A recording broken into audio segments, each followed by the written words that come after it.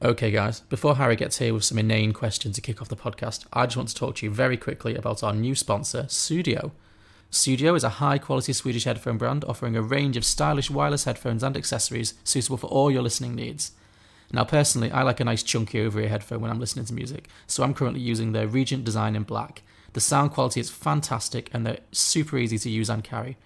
Best of all, if you're a podcaster like us or a musician and sometimes you need to guarantee that zero latency sound while recording, these headphones do come with detachable wires that you can use to connect them directly to your phone, tablet or computer anytime. If you prefer something a little lighter, they also offer classic in-ear and sports headphones in a range of colours and designs.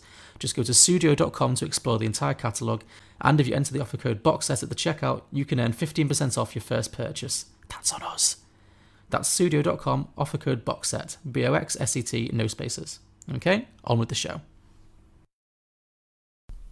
So, John, in this movie, Winona had some teenage obsessions of different sorts, with nuns particularly.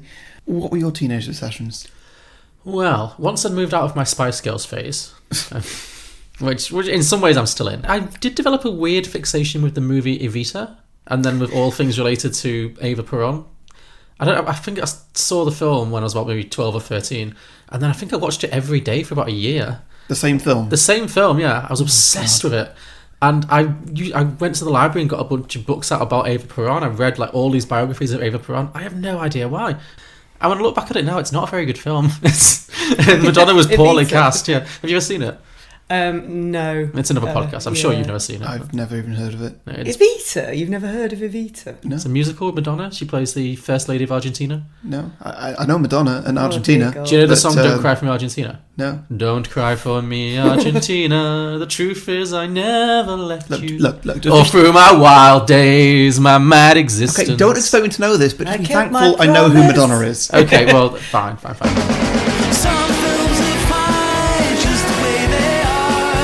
Other films sometimes take it way too far. But really, how bad could it get? Let's go beyond the box set.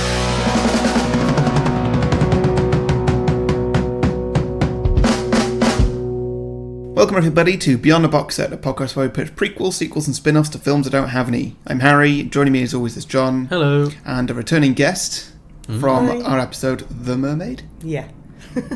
Lucy. Hi. And you've now decided to give us Mermaids. Yeah. Spotting a theme here. Yeah. So, why did you pick the film? I suppose it was a bit of an obsession at the time because it was in 1990 it came out when I was like 13. So and this I was think- your teenage obsession. Well, one of many, I think. Hollywood movies at the time, I don't know, there was the kind of like the Brat Pack kind of thing going on. So there was like Winona Ryder was, a big deal, and she'd just done Heathers and it was all exciting. And Cher, obviously, awesome. I suppose I look at it with kind of a nostalgic pair of eyes, and it, I can see that it may not stand the test of time, but we'll get to that. Yeah. I look at it and I think, oh, that's really romantic, and well, I did, and then I rewatched it. Well, I saw it, I think a few years ago, maybe, or 1 or 2 years ago. Did I know you then? I don't know, because watching 1 or 2 years ago. 'Cause- Yeah, I think so. because watching this film back, it just really makes me think of you. Wow. Well, please elaborate. Well, I mean, mainly because it's called Mermaids. Okay. Yeah. But also just Christina Ricci's character. Did that inspire you in any way? Because, well, you're a synchronized swimmer. I Not did. that that's That what she was was doing. Yeah, that was another element that I did like to it. The swimming thing, but it was kind of. I think it was more about getting caught up in the love affair kind of thing. Weirdly enough, I'd never seen this film. This is a weird Yeah, gap in my... you hadn't seen a film with Cher and Winona Ryder. I'm I know. shocked and appalled. Yeah. I don't know how I missed it. I mean, obviously I remember the song, the Shoop Shoop Song, which was number 1 for 5 weeks in the UK. Yeah, the actual original was much better, and I did know the original before. You take that back.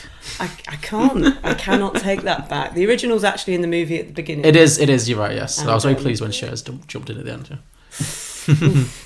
No, they're both really good. It's a great song. I'm not saying the original... Is it Bessie Everett? Or? Yeah. Yeah. No, they're both very good versions of the song, but I obviously have a lot of attachments to the Cher version. But yeah, I just never got around to watching this, and I was kind of surprised by it. It wasn't quite what I expected it to be. It was a lot more dramatic in some ways. It was a lot more kind of it tackled some kind of more difficult concepts than I expected it to. I was expecting a real, like, just fluffy family comedy. Mm-hmm. And in some ways it is very gentle. It doesn't really exist in the real world in some ways, but in other senses it does. It touches on some kind of quite dark and interesting topics. I was pleasantly surprised by the fact that it kind of went there. I was immediately thrilled when it opens and I realised it was going to be a movie with crazy, intense Winona Ryder voiceover work. I do love a good intense Winona voiceover. Like, Please, God, don't let me fall in love and want to do disgusting things. Dear God, I love the way he throws. She was so good in this. Do you think that she was the standout character? Because they were all battling quite strongly for it. yeah.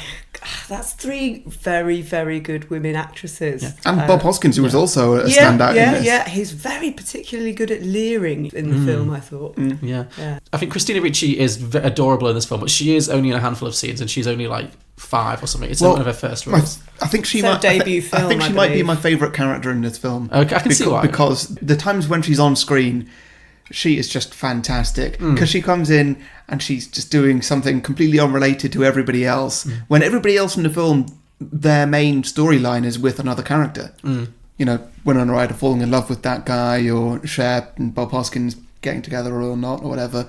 And Christina Ricci is just doing her own thing completely. She has no care for the outside world. I'm just great. cleaning my rocks. Yeah. Yeah. She is absolutely adorable. I think you're right. One of my absolute favourite scenes in the movie has no bearing on anything. It's just there's a random kitchen scene where the scene is over. I think Winona Ryder and Cher are having a conversation.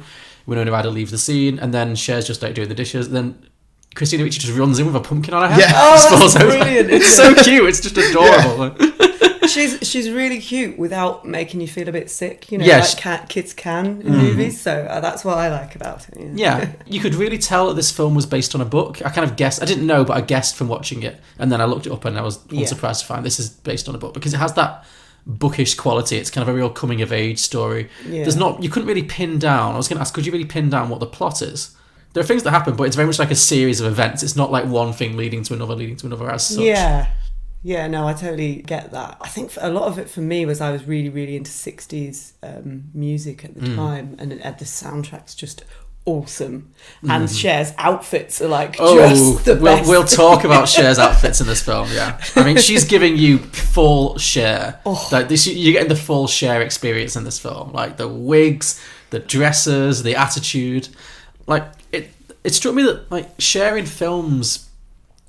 she's such a good actress, but she does definitely have a type of character that she plays that she does very well. This kind of strong, sarcastic, kind of independent woman who always is just styled to, absolute perfection. And she was totally giving that here. 26 and cute as a button. Too bad you're set on being a nun. You know, Charlotte, I think you might be old enough for a boyfriend now. If I'm old enough, maybe you're too old. Don't be ridiculous. A real woman is never too old. So it's set in 1963, and as I mentioned, it opens with a crazy, intense Winona Ryder voiceover. Like in Heathers, it's her diary, and this one, it's God. She's praying a lot in this film, so it's lots of "Dear God." Yeah. Great. And so she explains about how her family setup is, and her mother is obviously played by Cher, called Mrs. Flax. I love that. Yeah, her first name never really comes up in the film. Rachel. It is Rachel, but I don't think it's spoken she's very usually, much. she's kind of referred to as Mrs. Flax. Even Winona's like, Mrs. Flax does this, Mrs. Flax does that.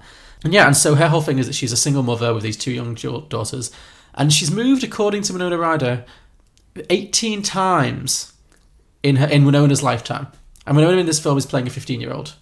So that's a lot of moving. Like, how does she... I mean, that was one of my first questions. How is she affording to move 18 times? Because that's an expensive process. Yeah. I mean, you never really saw the ins and outs of No, this is one of the things the film draws a veil over a little bit. Yeah. And also... It does draw a veil over things like that quite Yeah. a lot, the actual mechanics of things. But also, that's fine, how she affords that fabulous lake house on like a part-time secretary's salary. Yeah, I have no idea. Yeah. The thing is, I think the point is with Cher is whenever she breaks up with a guy, Yeah, her reaction is to move away. Yeah, or something goes wrong, she moves. Yes. She goes, new start. Yeah, so they move from Oklahoma to Massachusetts, I believe. And Winona doesn't want to go. She's very angry because of all the moving. She never gets to make new friends. Well, she never gets to keep any friends. she never doesn't really have any roots because she's constantly moving around. She doesn't really know her dad. She has a very dim memory of him, which we see in like a black and white flashback, which is pretty funny. But yeah, so then they move to this new fabulous lake house in Massachusetts. Finances unclear. Yeah, and then we just follow Winona. Well, Cher gets a job as a secretary, it seems, or a typist in a law firm, maybe? Yes, yeah. I mean, you see her in her job once. She works for a lawyer, yeah. There's one scene and then she just goes out for lunch and spends all her money on shoes. Like, where she's getting her money from baffles me, but because she's constantly spending. Cher, it's Cher, yeah. It's like Cher. It's like Jennifer Lopez last week. Cher's never going to be like a realistic, working class mum. Maybe she's got some money out of a couple of divorces. Yeah, I was thinking we should like a Black Widow, which has killed a few, But yeah, so they're settling down into this town, and Winona develops a crush on the local bus driver. Mm-hmm. Well, no, he's the caretaker at the, I want to call it a nunnery, but that wasn't the convent. Convent. Get V to a nunnery, yeah. So he's a caretaker at the convent and also drives the school bus there, doesn't he? Yes, he does. And he's called Joe Peretti. Yeah. But I misheard this when I was watching the film and genuinely thought he was called Joe Pretty. Yeah, me too. Yeah. I was like, what a great name. So that is kind of also, surely not real. Yeah. Very on the nose, but sure. My name's Joe Love Interest. Yeah. And I have to say, he was super boring. Yeah. Oh yeah, he was, wasn't he? He was the down point of the film. Yeah. He didn't say an interesting thing. It was. I wasn't sold on the romance between them. Mm-hmm. I get it that he didn't necessarily feel anything. It was all one way from Winona, but I never saw what she saw in him. Maybe. Other than just being a man. Maybe that is the point of it, though. Young crushes, they haven't really got any substance. So maybe he represents a non-substantial, throwaway love interest kind of thing. Have you got any young crushes with no substance you want to talk about? Anything embarrassing? No, Go. At the time, no. I fancied Christian Slater. Sure. But he was probably older than me at that point. Whereas now you've caught up. Whoa! No, I didn't mean that. I didn't mean that on your. I was like, because that's not how aging works. If he's older then he's still older than you now. And then Balthazar Getty, who made a comeback, but he actually did. There was an American version of Lord of the Flies, which he was in. Yeah. And my God, he looked gorgeous. He was about 15 at the time, and I was about 13. So yeah, it was all fine. It was all very much. It was all good. Yeah, I was totally obsessed with Balthazar Getty. Okay, yeah, I can see that. Okay. Anyway, back to Mermaids. Winona Ryder's character is kind of a hornbag in this film. Yeah. She's very, super horny all the time. But then I like that it was very much, it really captured that kind of teenage hormonal thing when you do fancy everything. And I completely agree. I think the character of Joe Pretty, which I'm just going to call him now, is really flat and boring, but I think it does work because she's projecting it all. She's projecting all these moments onto this kind of blank canvas. Mm-hmm. Right? That's why she says, after they've actually had sex, she looks at him and she says, "You look different." Yeah, because she's seeing him as a real person now, and it's not the same. But that's why she didn't care after. But the thing is, in that scene, I was confused because he was so boring as a character that when she said, "You look different," I looked at him on the screen. I was like, "Have they actually changed the actor?" I genuinely wasn't sure. They hadn't, obviously. But yeah, so she's really, really horny and dealing with these this flood of teenage emotions, and she's also very fixated on nuns and religion, and she's very obsessed with that. Which again, classic Catholic kind of. It is the Catholic girl. We've all been there. Yeah, absolutely. I really related to her in this film. That not now, but as I had memories of being a teenager and having those. Do you want to be a nun? I did. I thought it looked great in a wimple. No, not so much nuns. I was never really into that whole. I was never took religion that seriously. But but I could understand the Evita thing. I understood this thing about being very fixated on one thing and being obsessed with it. Mm-hmm. And there's a really nice beat at the end of the film where she says, "I'm really into Greek literature now." Because you move on when you're young. Often you get obsessed with something and you just devour it, and then you move on straight to the next thing. You just it's like crash and burn. It's like aha. Yeah, mm-hmm. It's very much of its time in terms of it's set in the 60s because also Winona Ryder is very naive about sex in this film. Very if it was set today, it would be unbelievable because no teenage girl today would get to 15, you would think, unless they were living in kind of a cult. But she just doesn't understand sex at all. No. Well, no, she does. I don't think she does. I don't think that she knows it exists. No, she does. She totally does, because she's talking about him to rip her blouse open at one point. But then she's so obsessed by religion that when he kisses her, that she thinks that she's got impregnated, and it's a virgin birth, and it's Christ punishing her for. So she knows that it's stupid, because the scene in The Doctors where it's like Joan Arc, and she comes in, and you do know about sex, and she goes, there's the really good internal monologue of, oh my God, I want to die. Yeah. Again, as soon as a grown-up would ever ask you about sex when you're 15, you would be like, kill me now. You'd just be like, not talking, going into my shell. Like, you know you're still a virgin. Yeah. She's just like, and the expression on her face at that point is brilliant. Yeah. Joan, has your mother ever talked to you about sex? Please, God, I want to die. Yeah, all the time. So you know how babies are conceived. Oh, yeah. We talk about everything. She's a wonderful mother. Then why did you think you were pregnant? You're still a virgin. I want to die now, right now. Speaking of things being of their time, that scene was quite upsetting because she gets such a violent gynecological appointment. Yeah. He just walks in and just like shoves it into her, and it's like, I think that's very off the time. Yeah. I hope so. I mean, I've never obviously had that exam, but I hope nowadays doctors are more sensitive and give them a bit of warning at least. And warm their ask hand consent. at least, Yes, don't just shove it in. Yeah. And there were a lot of kind of shifts in tone in this film I found throughout. Like there were parts that were very kind of light and fluffy and airy, and other parts where it got very real. Like JFK gets killed, and that's something the film is very somber.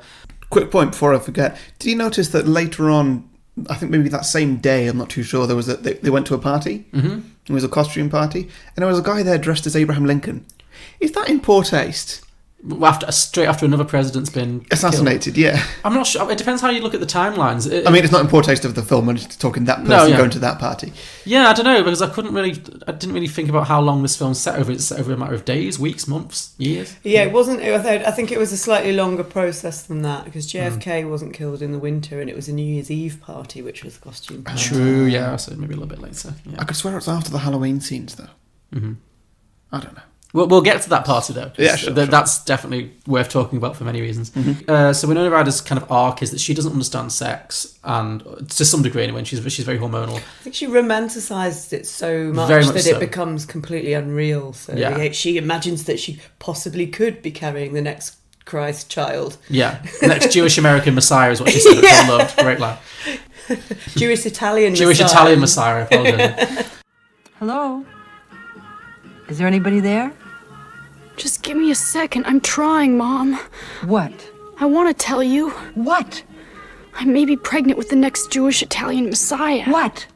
I was just thinking about how, she romanticizes sex so much, and then eventually the film builds to them having sex at the top of this steeple or something. Yeah, it's pretty wham bam. Thank you, Ma'am. Yeah, and it's interesting that they didn't show any of it, but I understand why. It's because it would be freezing. Yeah, like they made it very clear beforehand that it was very, very cold outside. Yeah. And it's midwinter and everything needs blankets to go around. And then I think having sex outside on a day like that. I think people did in them days, didn't they? You just hitch your skirt up or pull your knickers aside. I wasn't alive then, just saying. We learned something about Lucy today.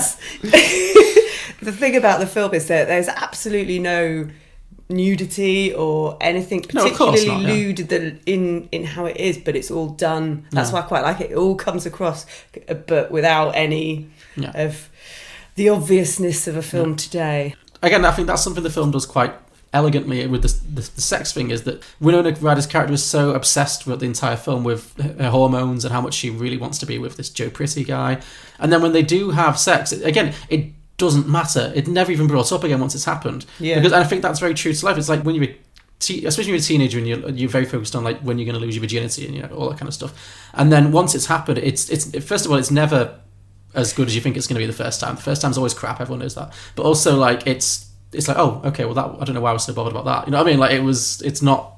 So I think it was very true, and also because is that it? Yeah, but and also because other things happen at that point in the film. Obviously, with Christina Ricci's character, it becomes so unimportant. It doesn't matter, and it's very much. It's not really what her story was about, even though it's much more about her own processing of it.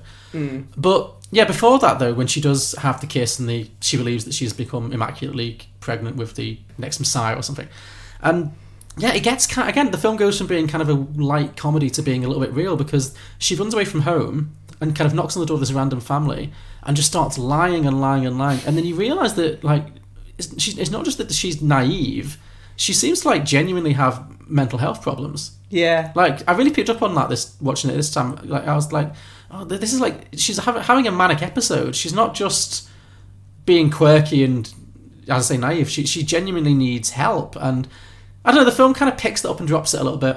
Yeah. Like, I think that there was a scene earlier where Cher was saying to Bob Hoskins' character, Lou, I got a report back from Charlotte's teacher saying that she thought she had mental health problems. So we moved.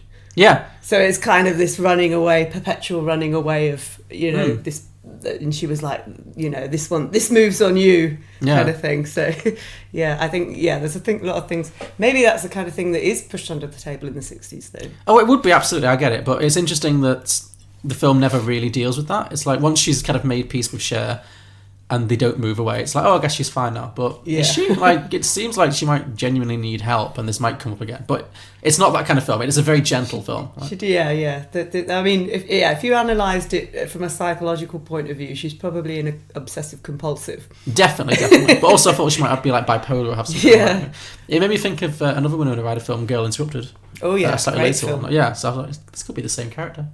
It's not, obviously, but, you know, not dissimilar. Has she ever done anything this strange before? Well, she did get sent home from school one time before for licking chalk off a blackboard. God, her tongue was yellow for a week. What'd she do that for? I don't know. She read in some book that some saint had a vision after licking a wall. Of course, the teacher sent home a note that said she thought that Charlotte had psychological problems. What did you do? We moved. So that's her whole arc. Meanwhile, Cher, who has kind of the parallel plot strand, who's playing her mother, obviously she moves to this new town, and then she has a love interest in Bob Hoskins, who I love. He was incredible in this. He's so good. Like, the first time that he comes on, that he has this scene in the shoe shop or something, I just thought, God, he's so dashing. And then I just thought, oh my God, that's the gayest thing I've ever thought. You had a bit of a crush on Bob Hoskins, yeah? But just he was just... I get it. He's not a traditional leading man. No, he's not. And I think he just did it so well. He was just lovely in every scene that he was in.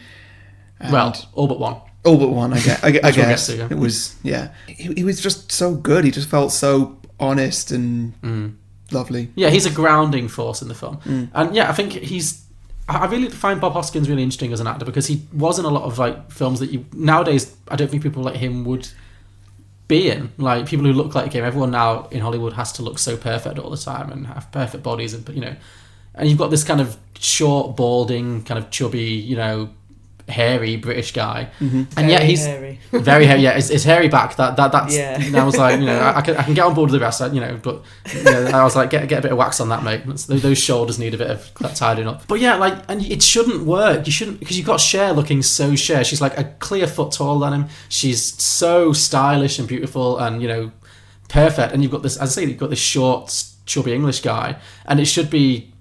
It should look ridiculous, but they have the best chemistry. I think he's her best love interest in all the films I've seen Cher in.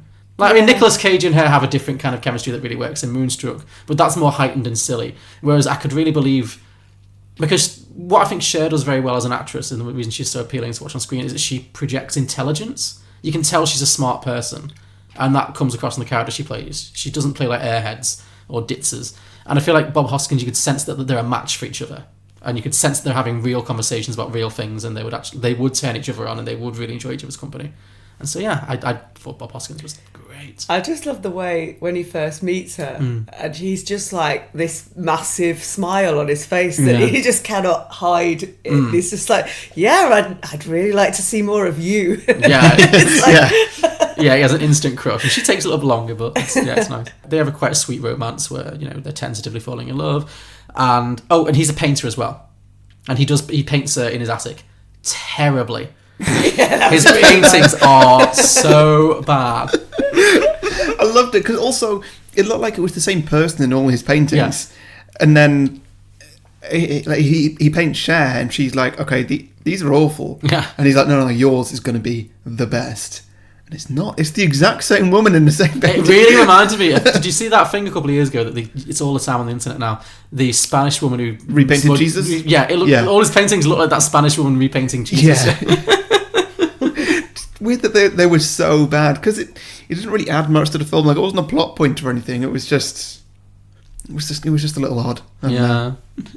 So yeah, and he's really good for the kids. Like they kind of start hanging out at his house a lot. He paints the little Christina Ricci's bedroom so it looks like under the sea. I love that. So nice. Okay, I do love that bit. I really wish that someone had made me an under the sea bedroom. Yeah, no, he's just in many ways like the perfect father figure that they need, except for the really weird scene where they're having a fight, because Cher is very like flighty. She fears commitment.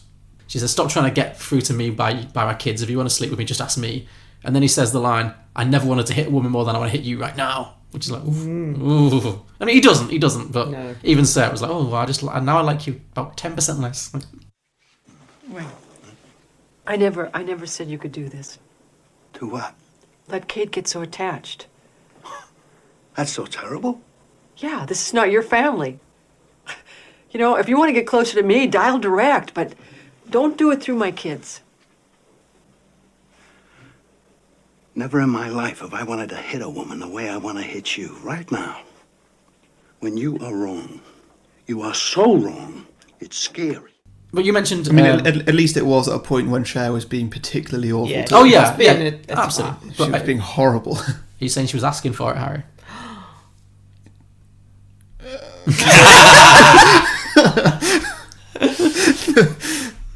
There's no right answer there, is there? Yes, there is. The right answer is no. No, she wasn't.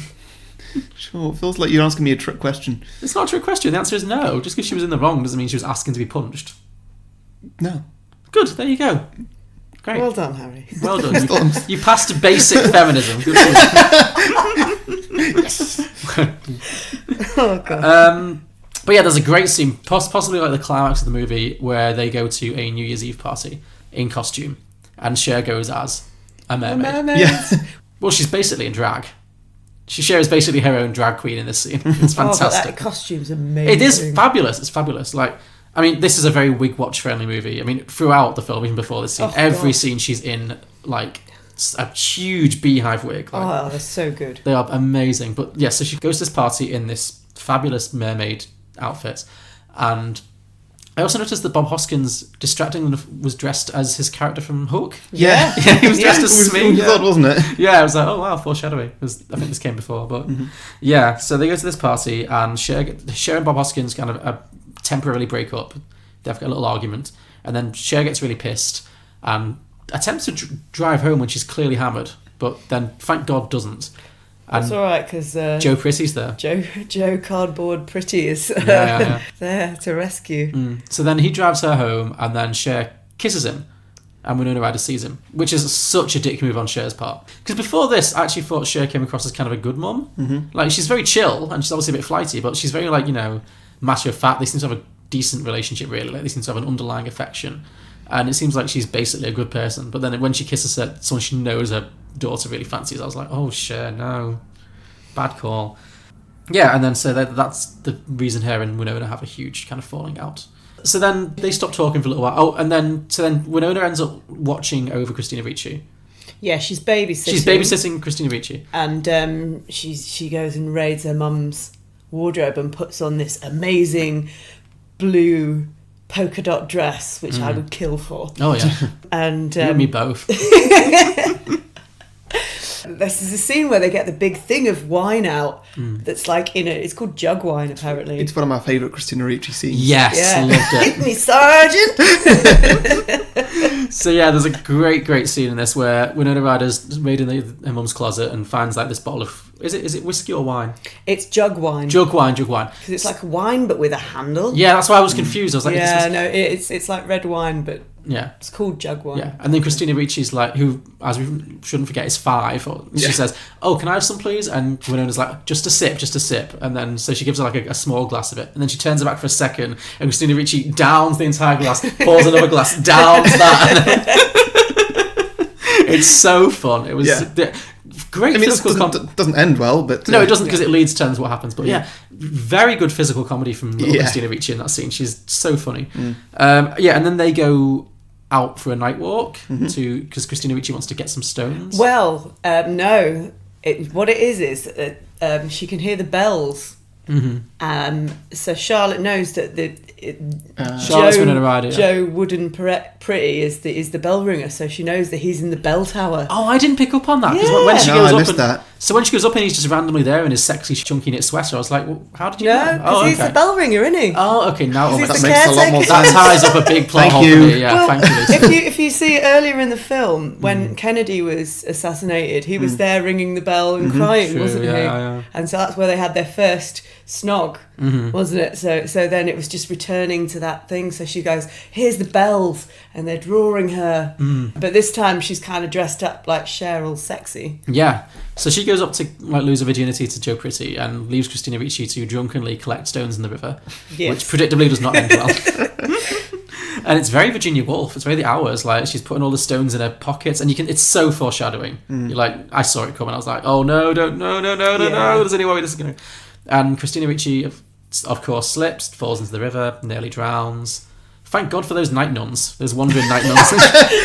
Are they like night nurse? Yeah, Night nuns. just watching that river like a hawk all night, like safe. Yeah, Sister, we see something. We've seen something, sister. I think there's one of those points that you kind of go, yeah, that wouldn't have happened, but it's a book, so it's okay. Well, actually, apparently in the book, I think the book is a bit darker than the film. I think in the book she actually dies.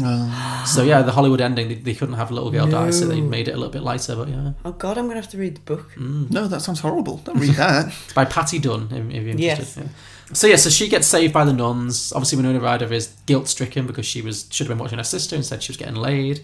Christina Ricci goes into intensive care and is presumably on life support for at least a while, like at least a day or a night or something. And obviously, so her and Cher Winona and Cher have this huge falling out about whose fault it is.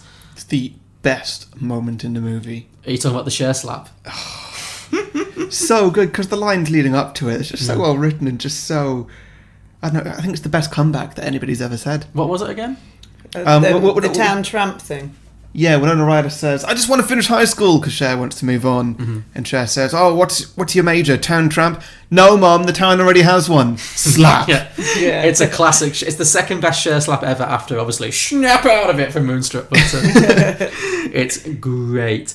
This movie's on you, and if Loverboy doesn't like it, that's too goddamn bad. This is not about him. This is about me, okay? That's over. He is gone. He is left. Surprise, surprise! No, it's not like that. Look, maybe your life works for you, but it doesn't work for me. And I want to stay. And do what? Finish high school. Great start. What's your major, town tramp? No, Mom, the town already has one. So after Winona and Cher have had their last fight, and then they're starting to make up, and then Cher said a line of dialogue that made me scream.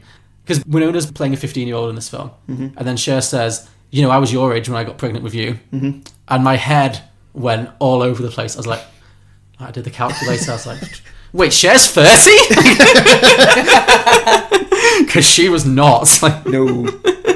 I just love that she... You know that Cher was insistent that line be put in there. Like, I'm only going to play the mother of a Fair play to teenager her. if I am playing a 30-year-old. And yeah, God bless you, Cher. Because she was like 45 at that point, but still.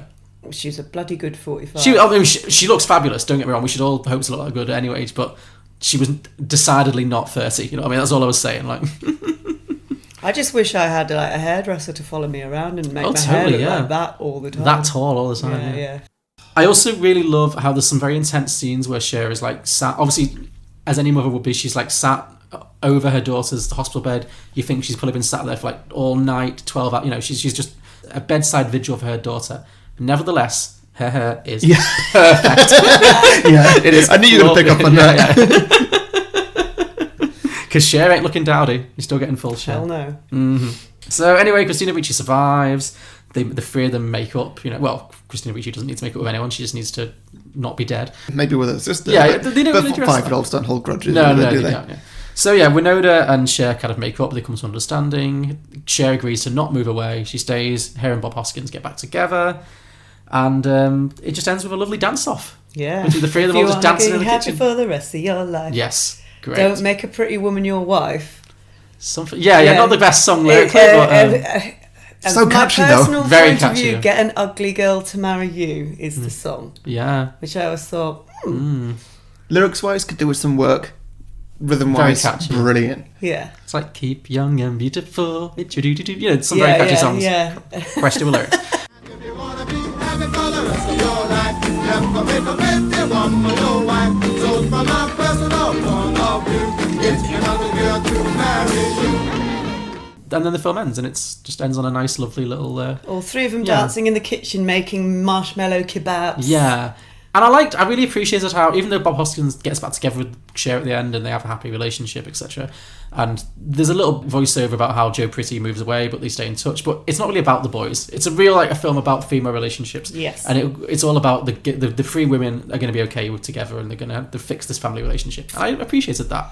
They didn't need a man to save them. They just, worked out for themselves, and it came out as a stronger family unit. So, I really found this film super charming. Oh, good. Yeah. Did you? I wouldn't ask you. Did you enjoy this film? Yeah, I really did. Yeah. For some reason, in my head, I was like, I don't want to watch this. And I watched it and just enjoyed every second of it. Yay! It's just so good. Good call, Lucy. Okay, so should we move on to some drinking games? Sure. Better add. Do you want to go first, Harry? Sure, yeah. Drink for ridiculous food. Ridiculous food. Go on. Well, it's essentially anything that Cher cooks. Yeah. They're kind of like skewered. She only does hors d'oeuvres, doesn't she? Yeah. They live Finger on hors d'oeuvres. food. Finger food, yeah. That was a nice little detail. I like that. Early on when she just serves the two of them like a giant tray of skewers. It was weird that they both looked very confused because also, if you're not being brought up like It's a this, standard, yeah. and also, why had she not done one for herself? Yeah, true. I don't think Cher eats. Certainly not on camera. Probably not that food anyway. No. Actually, yeah, that's the thing. If Cher was eating all that kind of food, she would not have that figure. No, exactly. Well, this is the thing. She's like this working single mother of two children, and her She body looks is fantastic. Yeah, exactly. Lucy, drinking games? If you're going to do drinking games, you should be drinking jug wine. Jug wine, of course, yeah. So to take a good gulp of jug and wine. You could probably do a drinking game on how many times men do double takes on Cher. Yes. It's like the cartoon The Fox, isn't it? It's like you just want the tongues to hit the floor. Like, Yeah. woo! Yeah. Oh, very good, very good. I did drink for musical cues. So every time there's a scene that's punctuated by a fabulous 60s pop song. It happens a lot, yeah. Drink for narration. Yeah.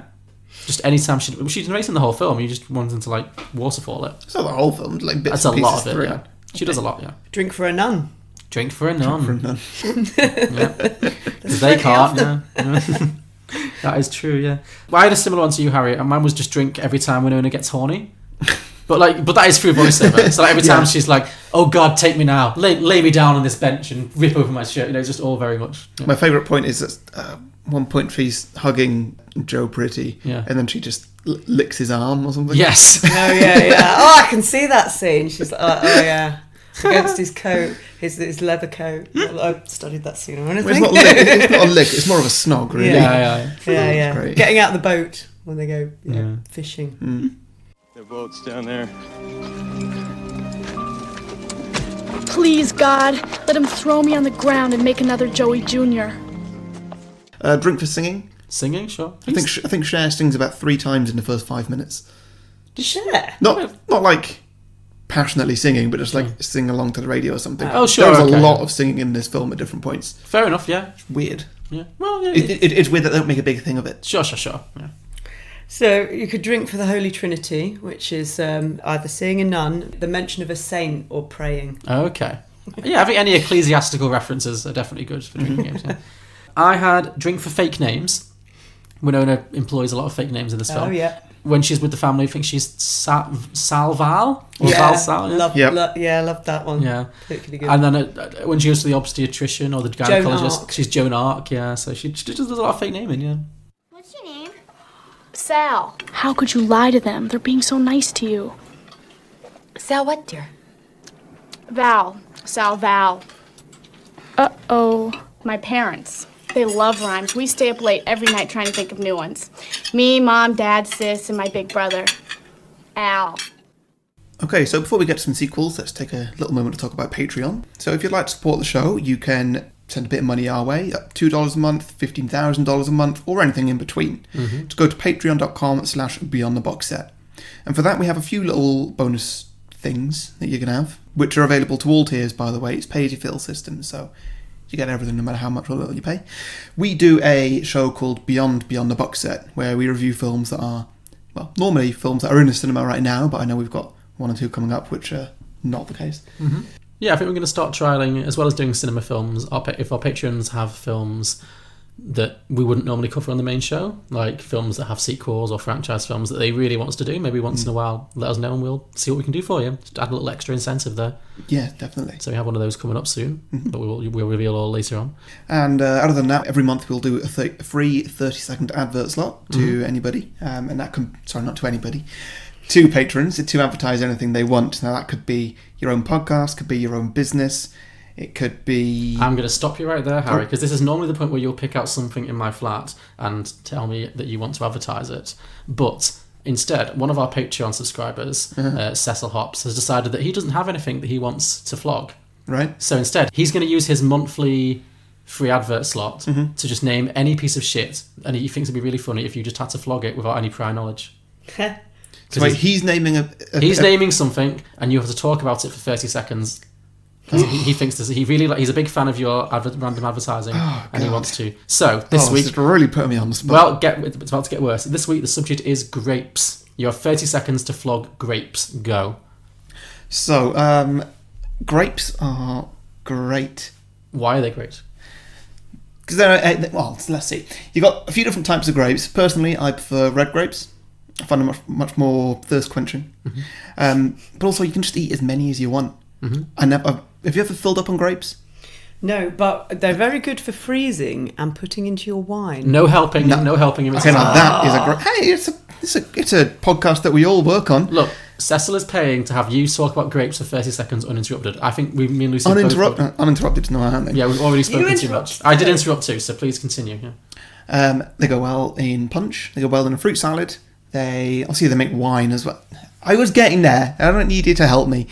Yeah, grapes are an amazing fruit because they're so versatile. You can do a lot with grapes. And they're one of my favourites.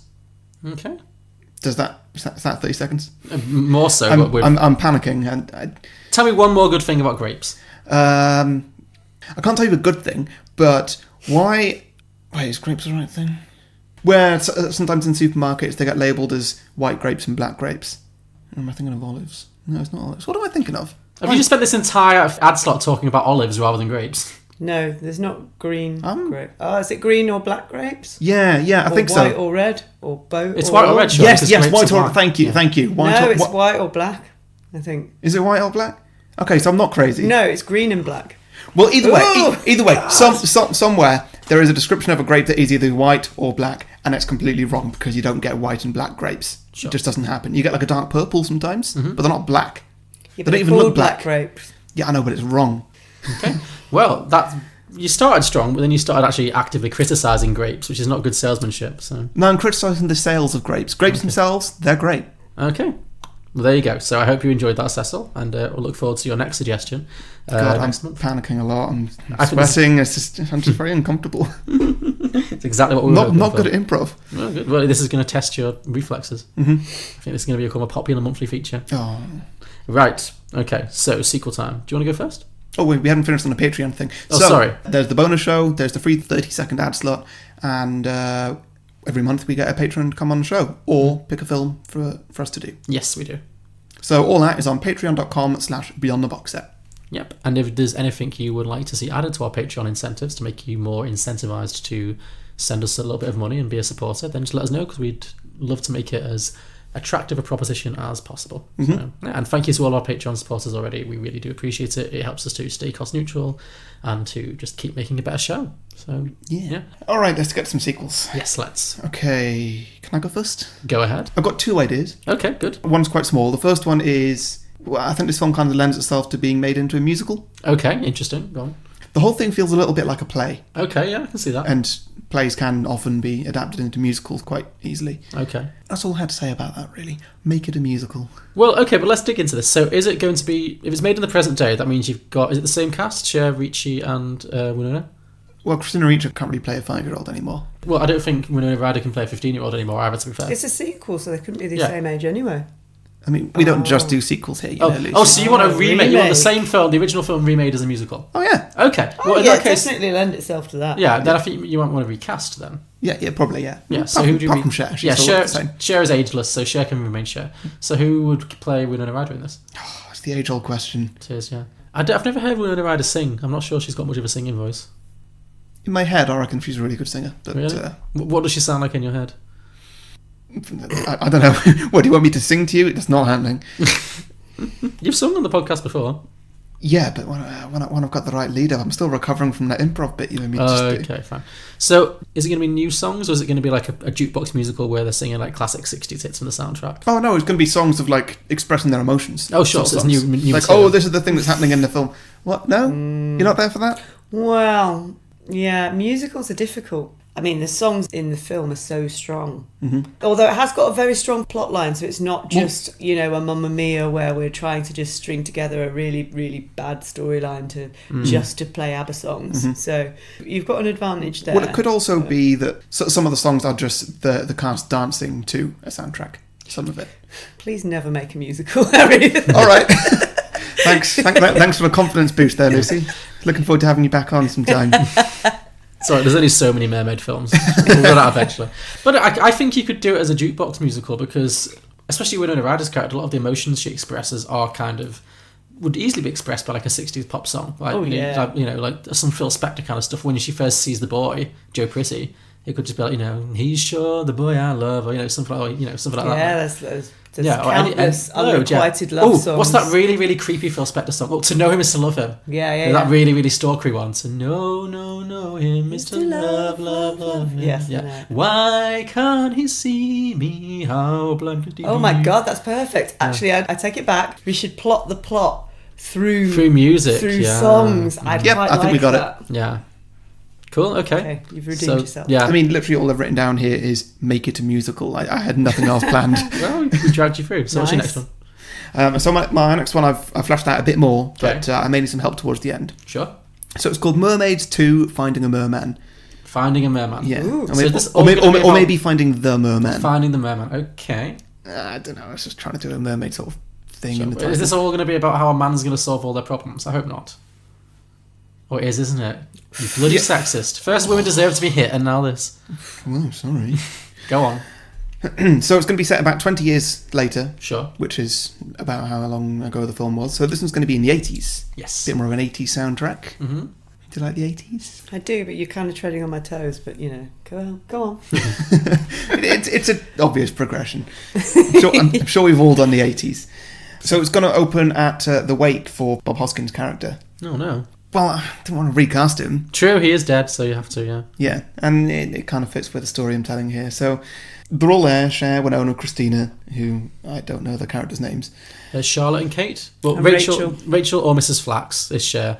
Winona Ryder is Charlotte, and Christina Ricci is Kate. But yeah, I've referred to absolutely not going to remember that. No, them, stick with the actors. It's easier for people to follow. So Christina is there wearing a black swimming hat. Sure. Winona has gone full goth by this point. Of course. A bit more like Beetlejuice. Mm.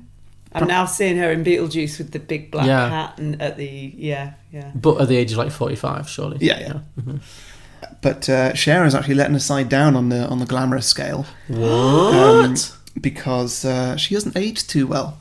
Obviously, Cher has. Yeah. But Mrs. Flax or whatever, she's not aged so well. So Cher in a lot of age makeup. Okay. I don't think she'd be willing to do this. I think Cher is only willing to play roles where she is like full Cher. Like she's got a persona that she likes to keep up. But okay, no, it's your story. So it doesn't play into the plot at all. No, but what are we talking here? How bad has it gotten? Like, well, she's still got the same look as she did 20 years ago. Okay. Perhaps it's a bit outdated now because it's a 20-year-old look. Oh, okay. It's a bit mutton dressed as lamb now kind of thing. Okay, yeah. So, yeah, I don't know. But she is still trying to look fabulous. Everybody's trying to look incredible because Bob Hoskins requested that his wake not be a sad moment, more of a celebration of his life. Sure. So I like this. It's going to be a big sort of opening scene for the film, and it's going to be in quite a positive light, despite being a wake. Okay. That's why I didn't set it as like a funeral in a church. So there's going to be hundreds of people there because everybody loved Bob Hoskins, and that everybody's going to be wearing fantastic shoes. Good, yeah. After a few speeches, including Cher, maybe a big emotional speech on stage in front of everybody, there's going to be a full party. some of the 80s finest music. Bit of a dance section, maybe? Sure. Cher didn't do enough dancing in this film. She did some great was dancing at the end. At the end, that was pretty much it, though. True. I was hoping for more. Yeah, sure. I mean, at a funeral? A wake. Okay, sure. He requested it be a celebration. Okay, fine. Christina at this point has now had 2 children. Okay. Identical twins of about the age 8, maybe. Okay. And all 3 of them are just as crazy and random as Christina was when she was 5. Cool. So they're going to be doing things sort of in the background which are a bit like say, the 2 twins standing on top of each other while Christina puts a big coat over them and then they go up and just pretend to be an adult. Just little okay, sure. weird, silly jokes like that just bear no relevance on the plot or anything. Oh, that's nice, okay. Cool. Is it a boy and a girl? 2 boys, 2 girls? Does it matter? It doesn't matter. They're identical though, so Okay. maybe there's going to be more jokes of them pretending to be each other and stuff. Sure. I always wanted an identical twin. You did, yeah. I think one of you is more than enough to. Overall, the event is a very positive vibe, and then we get a title card saying 3 months later. Okay. Winona has a boyfriend who she's been with for only a few weeks, and she's starting to get a bit serious with. She's had many boyfriends over the years, but has never been able to hold a relationship down. So this one is actually going quite well, and she's quite excited about it. One day she goes to his house to ask if he would like to move in with her. Okay. But instead finds him with another woman. Mm-hmm. And obviously she's completely distraught by this, a complete violation of the trust. She runs back to Cher's house. Okay. And they just spend the evening drinking red wine or jug wine and just talking shit about men. Sure. Which that could be a bit of fun. Yeah, that sounds fun, yeah. I would like that scene. The topic comes up about Winona's father, and also another topic about how Cher is really struggling without Bob Hoskins there. Mm-hmm. So that's where the plot of this film is going to go. So is it going to be trying to find the search for Winona's dad? Okay, that's interesting. Okay. So it's not just a man to solve all their problems. Like, don't look at me. John said that. Sorry. Yeah. But I did feel that was an obvious progression from this film, because there was a lot of questions about who is her father and stuff. And no, that's justified. That's fine. Yeah. Thank you. I just thought it was going to be like, everyone, we're all so lonely, we need more men and all that. But no, that's fine. That's good. Okay. And so she decides to stay the night, and we then get a Winona dream sequence. Ooh, nice. Which I think could be super crazy. Of course. Because Winona can do crazy quite nicely. So there's going to be all kinds of weird things. For example, like Christina's kids standing really tall over her, standing on each other's shoulders, that sort of thing. Mm-hmm. Plenty of references to other Winona Ryder parts that she's played. Ooh, okay. Such as stuff from Heathers, definitely Stranger Things. Mm-hmm. What else has she been in that is crazy? Beetlejuice? Yeah. I've not seen it. Yeah, well, it's on the list. Okay. But it could be like the Shake Shake Sonora scene. Like, In the background, we've got Cher singing Sweet Dreams. By the Eurythmics? Yeah. Oh, wow, I'd love to hear that. Yeah.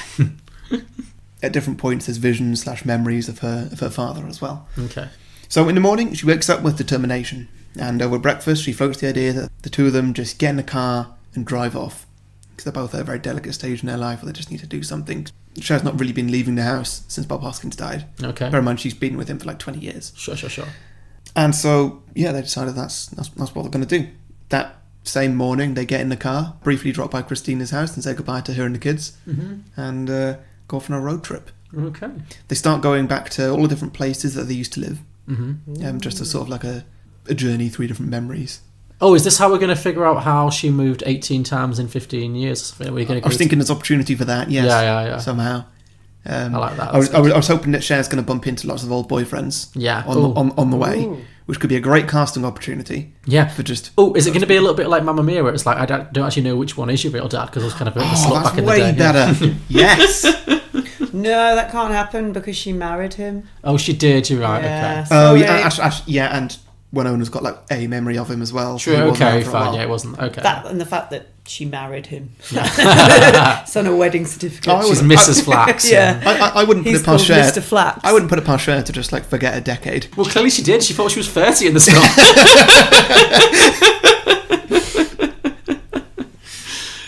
Right, carry on.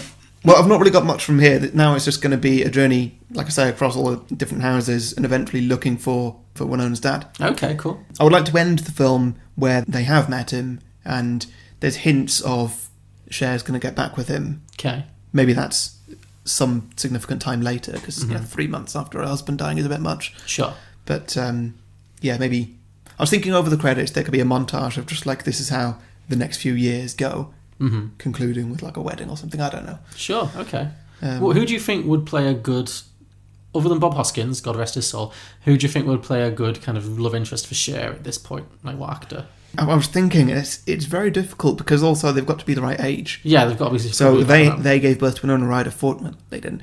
Do you understand how sexy they sound? But that was 40 years ago. Yeah. So I think they're going to be a significant age, I guess. Sure, yeah. Well, at least 60 to 70, if not older, yeah. So. I don't know why, it's a bit of a curveball. I'm thinking Jim Broadbent might be fun. See, I was thinking him as well. Yeah. Really? Yeah. Wow. Maybe it's for Cher. No, actually, I know Cher's a bit. Bob Hoskins for Cher. I like was Bob thinking Hoskins is more sexual than Jim Broadbent. Benicio del Toro. Interesting. Yeah. Actually, you know what'd be funny? Yeah. Johnny Depp. oh, yes. You hit the nail on the hook there, John. Nail on the hook? Ooh. Do you nail on the head? Yeah. That'd be really funny because he used to date Winona Ryder. Nice. Yeah. But he does look like hell now, and I could much more believe him dating Cher than dating Winona. Yeah. So that's pretty much it. That's all I've really got there. Nice. I like that. Yeah, I like that That's idea. actually a plausible plot line. But yeah, I think there should definitely be some like fake out ex-boyfriend she should run into before. Yeah, that's a good idea. She arrives at the right one. Well, so Winona Ryder's dad, in the photo that she has of him, he's wearing some really good shoes. Mm-hmm. So maybe they bump into a few people who've got really good shoes, and Cher's not letting on for some reason. Winona's like, wait, is it him? Yeah. It's him, isn't it? It's definitely him. And then she just gets crazy obsessed with this man or something, and then it's not him. Yeah. And then the real dad's wearing Crocs. Yeah. Yeah. No, so maybe the one that Winona thinks is her dad is Johnny Depp. Right, sure. But then it turns out it's Jim Broadbent at the end. Okay, yeah, sure. No, I like it. Yeah, I think that's really good. Where there's real potential there is like a good old, classic road trip. Cool. I quite like to see those two on a road trip, just spending loads of time together, just definitely chatting away the whole time. Yeah, that's basically a movie. That's a movie I think a lot of people would pay to see. So, great, love it. Mm-hmm. Lucy, should we move on to you? Okay, I kind of went somewhere else. Good. But so I'm glad you've covered it. I like yours probably the best, but I'm just gonna I'm gonna go with it. The two. Oops. Oh sure. Oh sorry. Of the you ones like that? I've heard. Oh, you like that one idea more than the musical one. So I had a couple of ideas. They're not particularly fully formed, but the one that's most formed is around Kate. Okay. The Christina Ricci character, who is now fulfilling her dream to become an Olympic swimmer. Of course she is. And as we know from the film, one of her dreams was to swim the English Channel. Yes. So she's now able to fulfill that dream.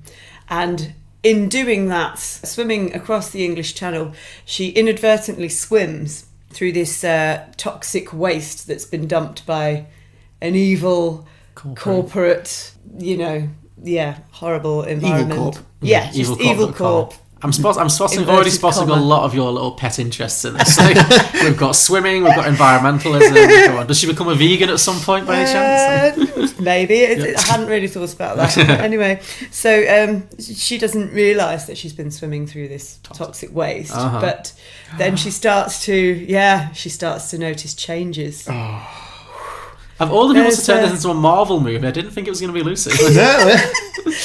So she starts to get this kind of weird scaling. Oh, okay. On her skin. Right. I'm sold already. This is brilliant.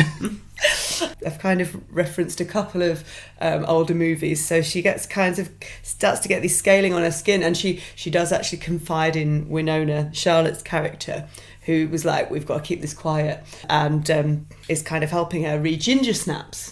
Have you seen Ginger Snaps, where the girl's turning into the werewolf? Mm-hmm. She gets bitten by a werewolf, and her sister's like pulling out the big hairs out of her neck and all this stuff. Anyway, so she's basically turning into a mermaid. Mm-hmm.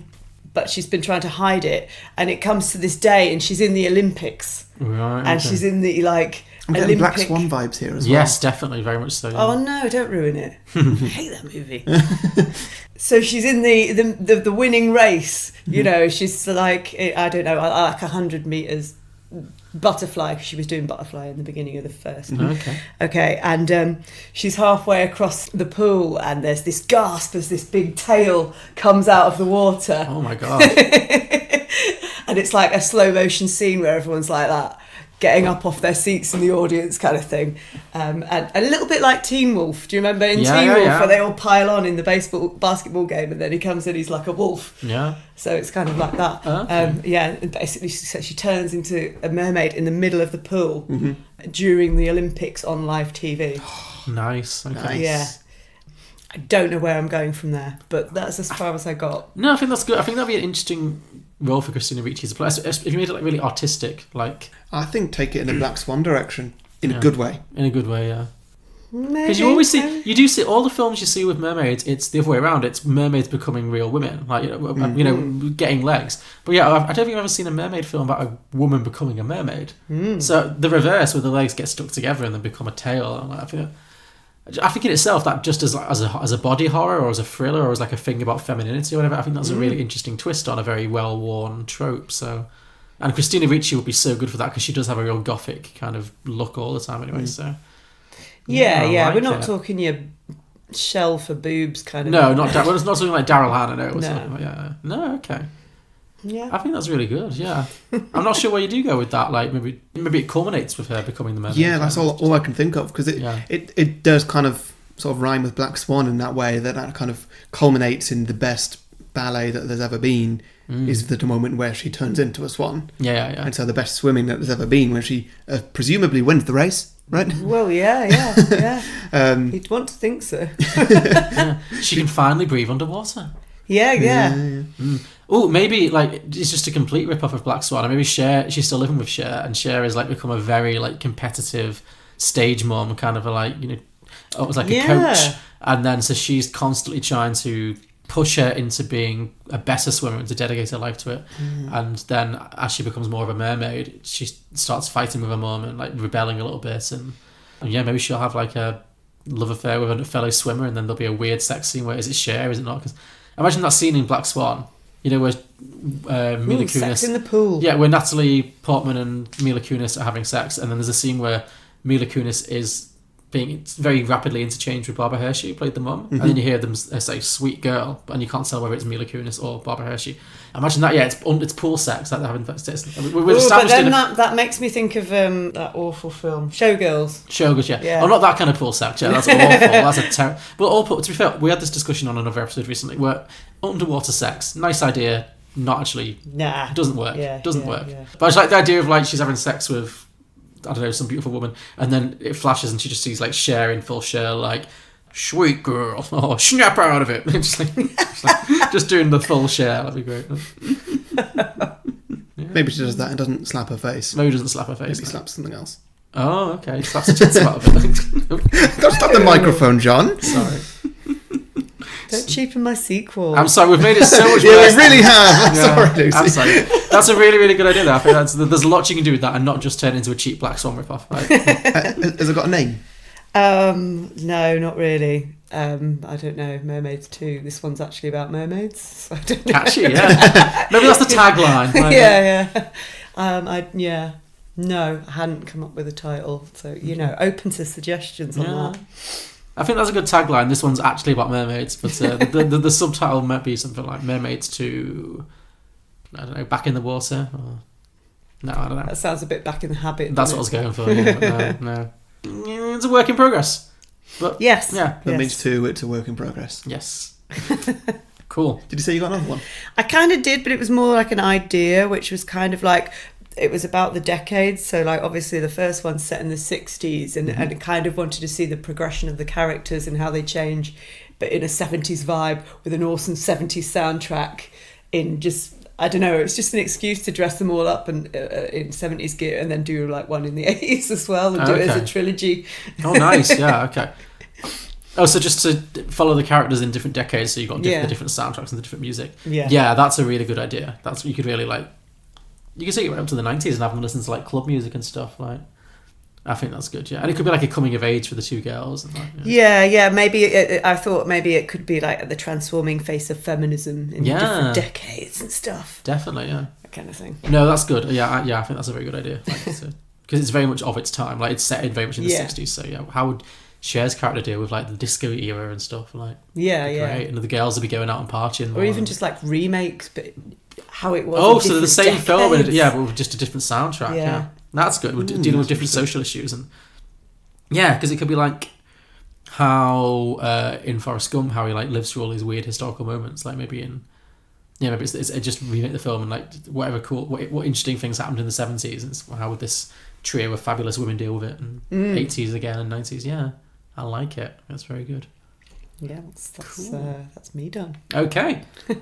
So my idea actually is very similar to Harry's. It's called Mermaids 2 on the Road. And it is a road trip movie. Because I had the same thought. I thought, like, you know what, actually, what's a really good kind of movie that I would like to see? Because the pull of this movie is definitely the cast. I was like, so how are we going to watch these characters do something else? So I thought the idea of putting them all in, much like you put them all in a car and just set them off on the road.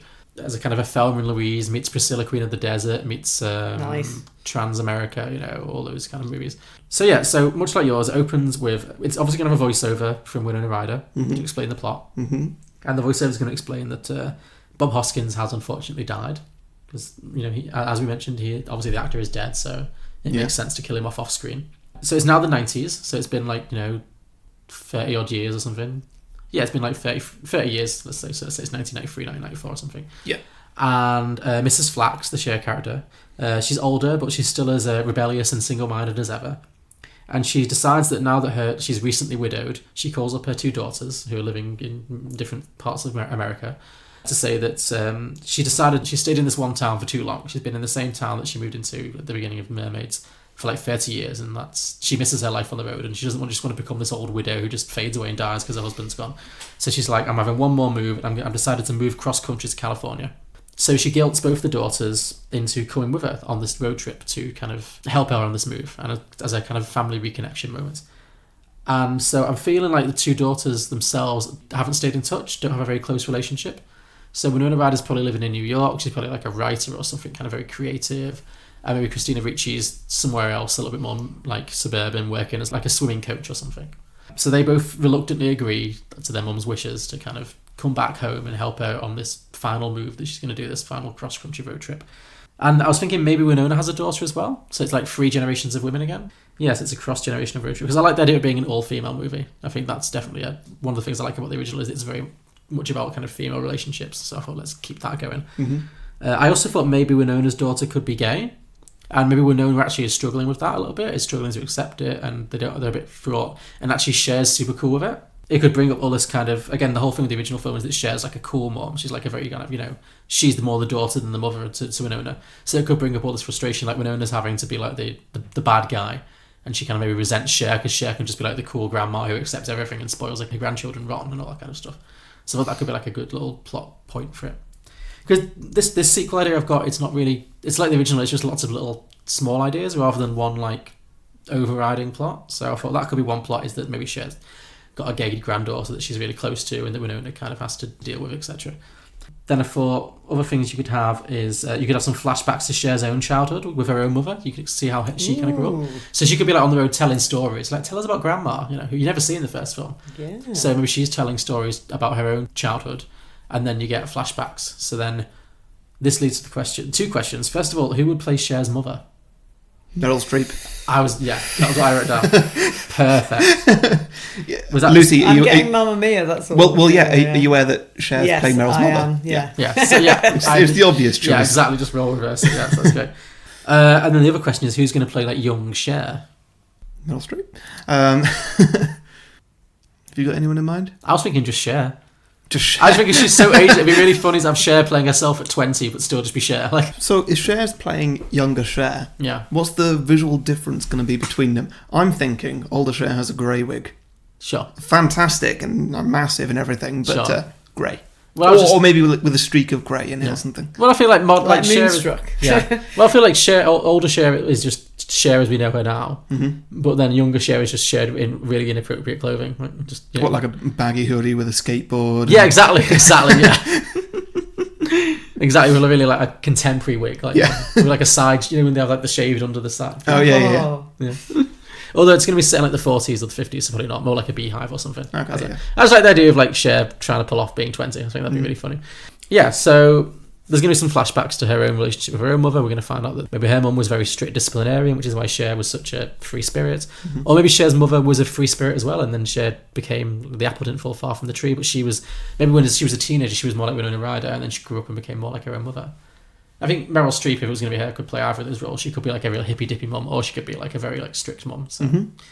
So yeah, maybe that happens. Anyway, the whole point of the film is, as the film continues, Cher is going to reveal that the reason she kind of guilt-tripped her two daughters into coming on this trip, and she knows that she's getting older, she's in her late 70s or something, and she really wants to know that her two daughters have reconciled and are going to be there for each other before she dies. Yeah. So that's the whole point of it, is that these two sisters who've totally grown apart, who don't have a relationship anymore, she's like, you girls need to, family's all you've got, so you've got to she really wants them to reconcile.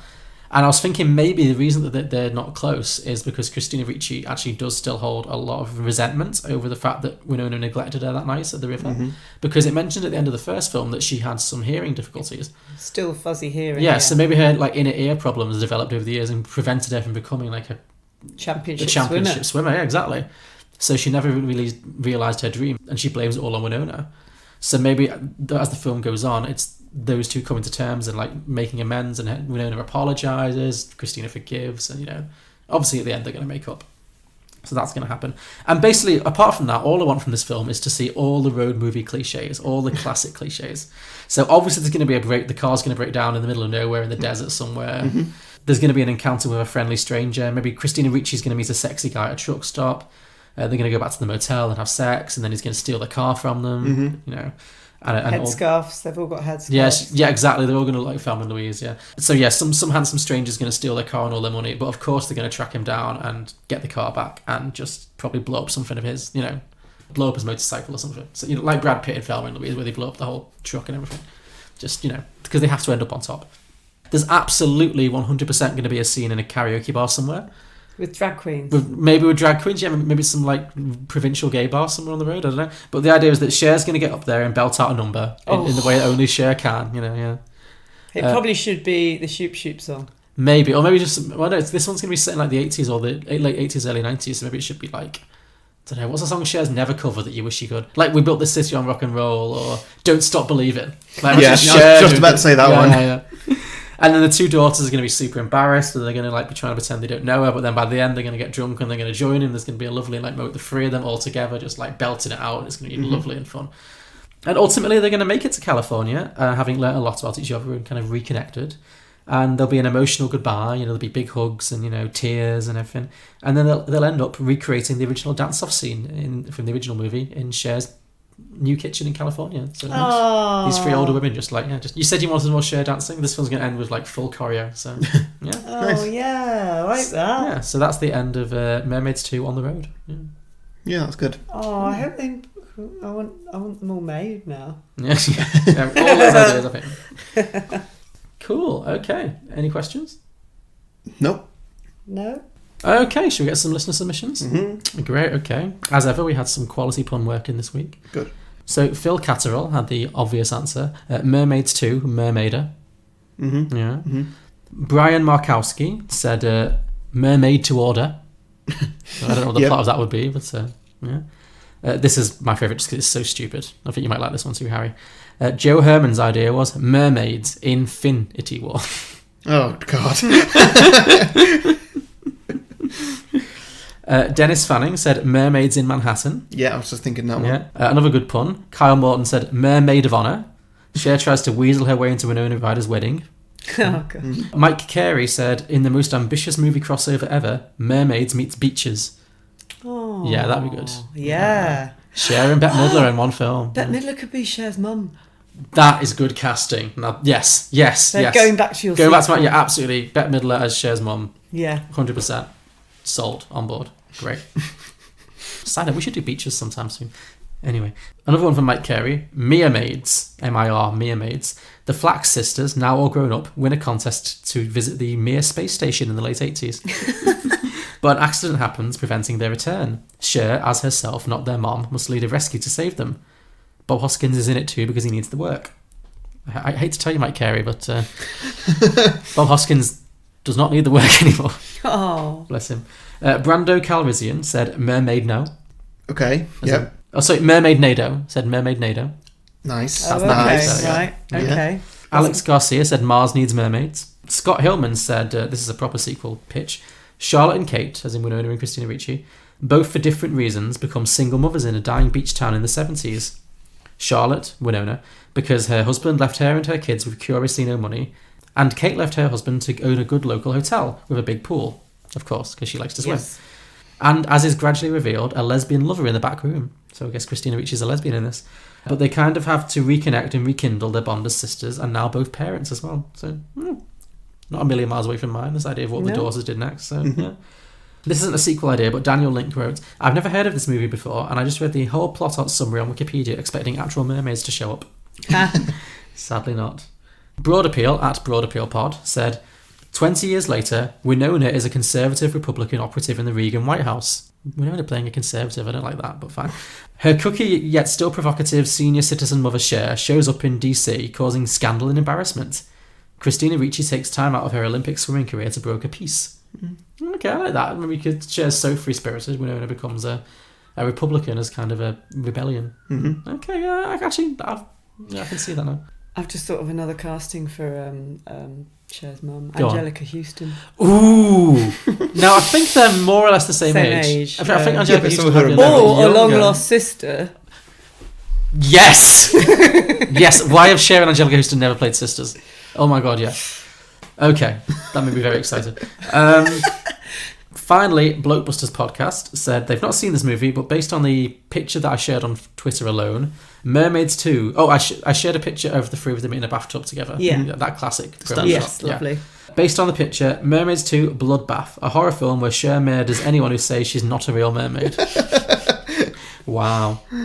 Okay. I'd like to see Cher in a horror movie as the killer. They missed the mark of this film. They did entirely miss the point of this film, but Cher as a killer? Yes. Yeah. Sold.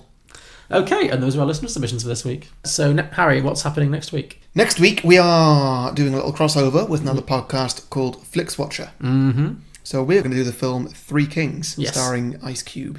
And Mark Wahlberg. And Mark Wahlberg and George Clooney and... Yeah, but Mark Wahlberg is also a musician turned singer. Yeah, he was Marky Mark in the Funky Bunch. Oh, you're too young, aren't you? Yeah. Is that what people call him, Marky Mark? Yes. Ah. Yeah. And the Funky Bunch. Yeah. Who were the Funky Bunch? That was his band. The lesser No, I Wahlbergs, got yeah. that. But were they anyone? I have no idea. Donnie Wahlberg, maybe? Was he in it? Or I don't know. No, I don't think so. I think I don't really... There might not have been a real that's band. a thing to yeah. look up. I don't know. Yeah. His backing dancers, maybe. But anyway, yes, so we're going to be joined with Flix Watcher to do the movie Three Kings, starring not one but two musicians turned actors. And yeah, should be interesting. So join us then. Join us next week for Three Kings. Yeah, and we're actually going to be appearing on their show as well, doing a couple episodes. Yes, so stay tuned for details of that. Yeah, not sure when that's coming out though. We'll find out. We've got a London trip ahead of us. It's going to be... a lot of podcasting to do. It's going to be fun. Yeah, can't wait to go to London. You're not a fan of London? It's too big and I know, busy. I don't like and- London. No, I agree with you. I'm not a big London fan. Yeah. Let's just all hate on London, Sorry, shall yeah. London's shit. We love you, really. Fuck you, London. I mean, the Beyond the Box Set listeners that live in London... We love you, They're yeah. great. Yeah. Everybody else... Can suck it. Yeah. Yeah. Cool. Okay, so bye, guys. If that's all. Oh, sorry. The whole outro? Sorry, yeah, no. So, Wow. wait, no. Sorry. Right. So thank you, Lucy, for joining us this week. That's quite all With right. a second amazing mermaid-related movie. If people are interested in you and what you do, how can they find you? They can go to my website, yorkshirelifeaquatic.co.uk, and check us out. What do you actually do, though? Oh, well, I'm Mermaid, obviously. She mermaids, therefore she is. Yeah. We do dry land synchronised swimming. We do water-based synchronised swimming. We go around festivals. We have beautiful mermaid tales. You can hire me. I'll come swim in your pool. Yeah. In fact, if you've got a pool, I'd quite like to swim in it. Yeah. So there you go. Available for parties. Yeah. Cool. Well, yeah. Well, thanks. I'm sure we'll see you again for another underwater mermaid-related movie at some there's point in the more future. mermaid This time movies, next year, believe me. Splash, right? No, Killer Mermaids next. Oh, okay, interesting. Well, I'm sold. I'm not, but we'll see.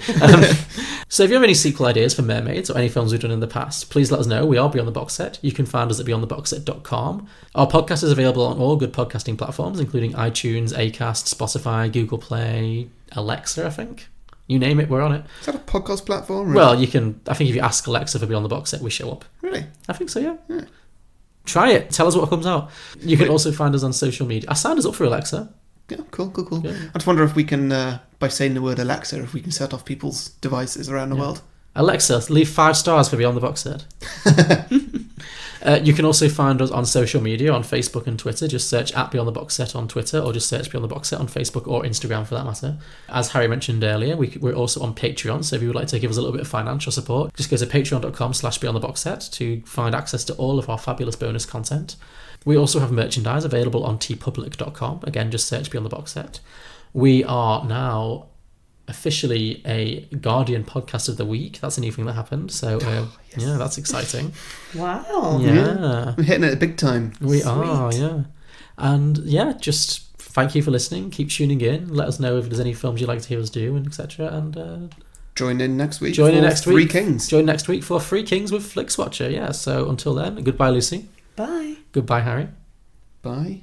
Yeah, I know, it's weird. It's always weird when we have to say goodbye to each other. And goodbye for me. So, bye. Bye. Bye. Bye. Bye. Bye.